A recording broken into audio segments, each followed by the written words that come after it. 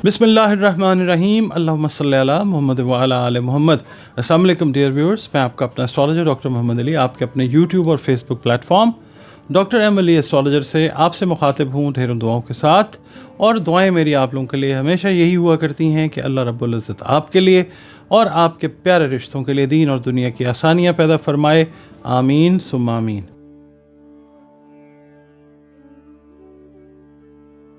जी नाज़रीन, अगला बुर्ज इस हफ़्ते का जो है वो है बुर्ज कौस, सेजिटेरियस जिसको हम इंग्लिश में कहते हैं। आप लोग अगर 23 नवंबर से 21 दिसंबर की तारीखों में पैदा हुए तो आपका बुर्ज जो है वो कौस यानी सेजिटेरियस है। और अगर किसी भी वजह से आपको अपनी एग्जैक्ट डेट ऑफ बर्थ याद नहीं है मगर आपके नाम का पहला हर्फ जो है वो फे है तो भी आपका बुर्ज जो है वो कौस है, सेजिटेरियस है, जिसका हाकिम सैयारा मुश्तरी यानी जुपिटर है। आपका ताल्लुक़ जिस दीन मज़हब मसलक से है, अल्लाह ताला की मखलूक हैं हम सब, तो अपने ताल्लुक़ को अपने खालिक के साथ बतौर मखलूक बेहतरीन बनाइए और बतौर मुसलमान अपनी नमाज़ों की हिफाजत कीजिए, कुरान करीम की रोज़ाना बुनियादों पर तिलावत कीजिए और इसके अलावा दुरूद सलाम और इस्तिग़फ़ार की जो कसरत है वो उसको भी अपनी रूटीन्स में शामिल कीजिए। इसके अलावा या अल्लाह या वहाबो की 3 तस्बीहात जो हैं अव्वल आखिर 3 मरतबा दुरूद शरीफ के साथ वो आपने अपनी रूटीन में रखनी है बाद नमाज फ़जर। इसको पढ़ना है या अल्लाह या वहाबो, इसको या वहाबो नहीं पढ़ना, ठीक है। अच्छा, उसके बाद सदक़ात जो हैं वो आपने देने हैं खाने पीने वाली अशिया जो हैं, जो इस्तेदाद आपकी है, जो तौफ़ीक अल्लाह ने आपको अता की है उसके हिसाब से खाने पीने वाली अशिया जो हैं उनका सदका दीजिए। सदका रद्द बला होता है। आपकी रीडिंग की तरफ चलते हैं। सेजिटेरियस से मैं ये अर्ज़ करूँगा कि इस हफ़्ते आपको घरेलू लिहाज से, कारोबारी लिहाज से या जॉब अगर कर रहे हैं तो कुछ इजाफ़ी ज़िम्मेदारियों का थोड़ा सा लोड आप पे आता हुआ नज़र आ सकता है। घरेलू हालात पर भी आपने नज़र रखनी है।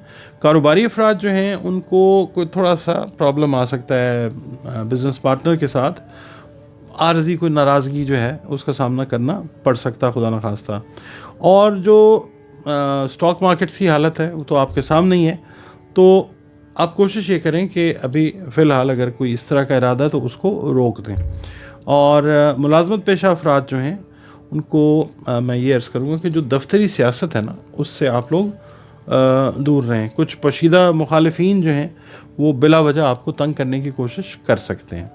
पीर वाले दिन दूसरों के साथ उलझने से आपने गुरेज करना है, ऐसा माहौल पैदा हो सकता है मगर ये कि बिला वजह की तकरार आपके लिए खुदा न खास्ता एक नई परेशानी जो है वो पैदा कर सकती है।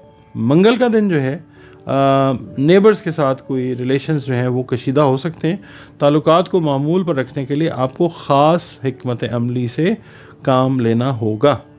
बुध वाला दिन जो है रिश्तेदारों से मेल मिलाप के लिए कोई नज़दीकी सफ़र जो है किसी शहर का वो करना पड़ सकता है। सेहत की तरफ तवज्जो देने की ज़रूरत है, ख़ास तौर पे आँखों से रिलेटेड जो मैटर्स हैं इनकी आपने बहुत ज़्यादा केयर करनी है।